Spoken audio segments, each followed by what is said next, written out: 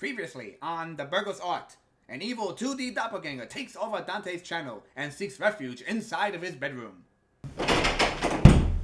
You can't hide in there forever.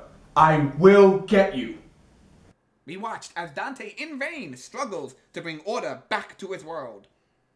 But I don't got my remote on me. He does. Will he regain his golden remote? Will he ever make a schedule of videos that make sense? Stay tuned for future updates.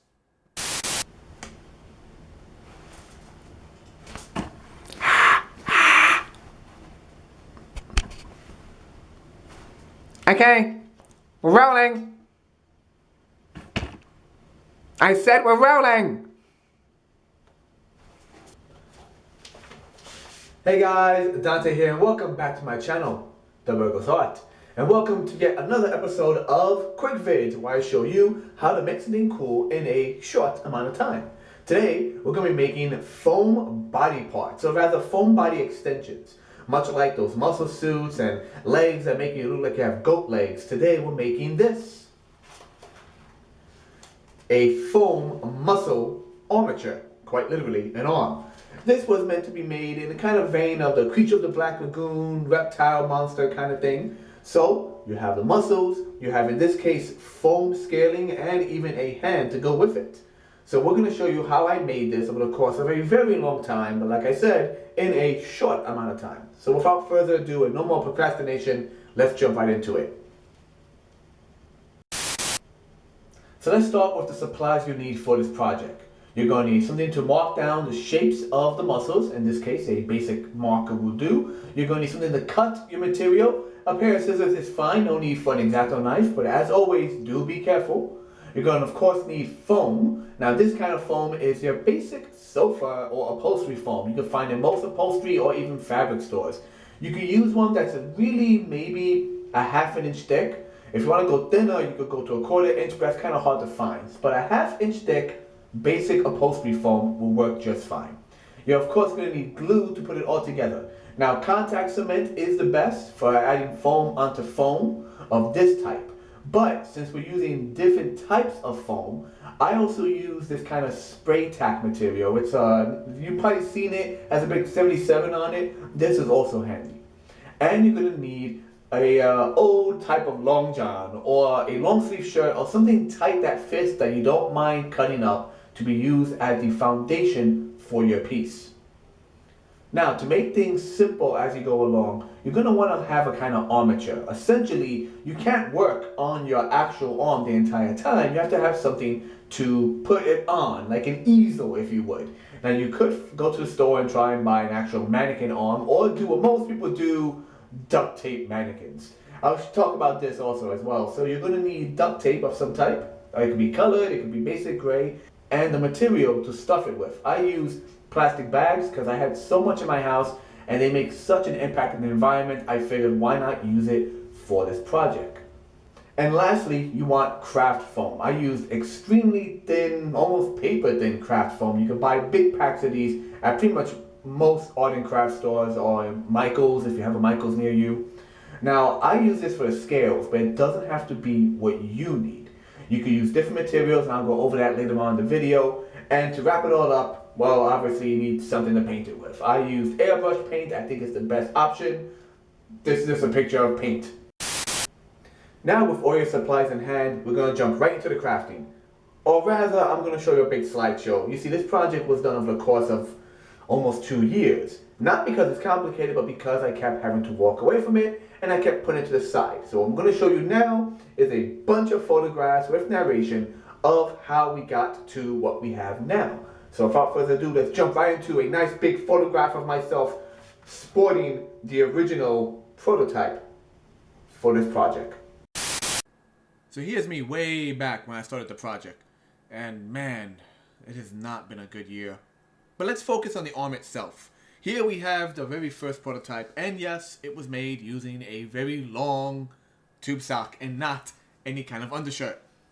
Essentially, I cut pieces of foam in order to create the muscles of the bicep, tricep, shoulder area, and the forearm. Some people go really detailed with their musculature. I just kind of gave general shapes. For the forearm, I did several teardrop shapes with tapered edges. For the bicep, I did a cutout using my puppetry skill, which would eventually become more rounded. For the tricep, I did a general kind of horseshoe shape. And for the shoulder, I did two more angular kind of teardrops that would really wrap around the shoulder itself.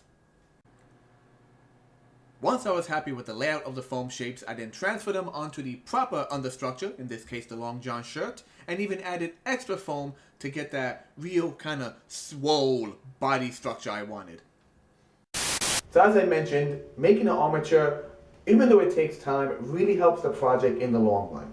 You could put your foam arm on top of this, duct tape mannequin, and you could paint the arm, detail the arm, and without having to always literally extend your arm the entire project. As I said, this was stuffed with plastic bags. This was actually filled with expandable foam you get at most hardware stores. It comes in a can, you spray it, let it expand. Word of advice, do it slowly.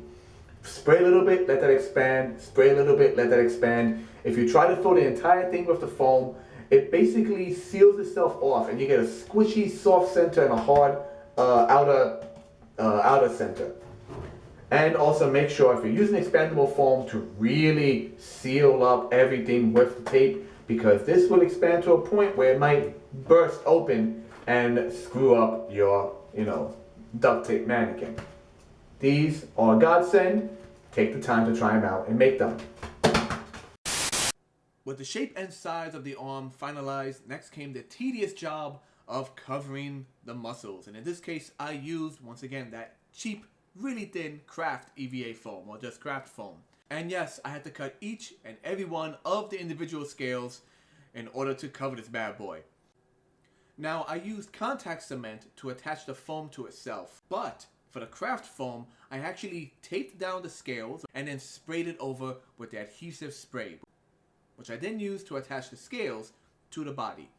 Because these scales are pretty much paper thin, I was able to actually work them into all the individual grooves, kind of giving it an Aquaman armor look. And as you can see here, a very proud Aquaman. I then repeated this step using a cheap black glove to complete the entire ensemble. For the nails, I just used leftover EVA foam from previous projects. I glued the pieces together and then shaped them into a more blunted kind of claw. In order to seal the entire project, I used Plasti-Dip, which is a common art material you can now find in art and craft stores, originally only in auto shop stores, and this is what we use on EVA foam, craft foam, pretty much anything you want to seal before you start painting, and you want to have a bit of flexibility to it. As I mentioned earlier, I used airbrush paint for this, and I used it in an actual airbrush.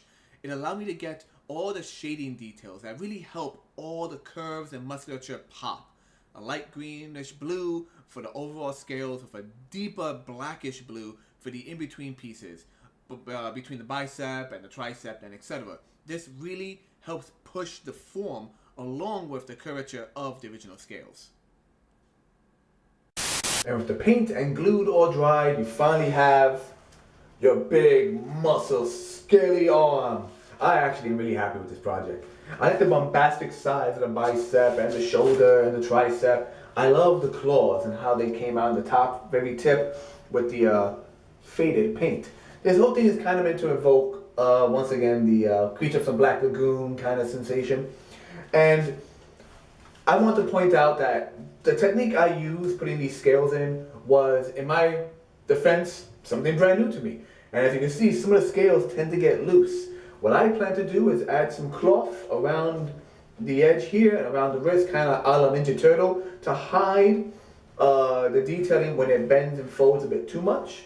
I also wish to cut this cloth short and make kind of like a cape and cowl, or rather a tunic and cowl, to give it this mysterious look of the man who's been cursed to, wander the earth with a giant monster hand.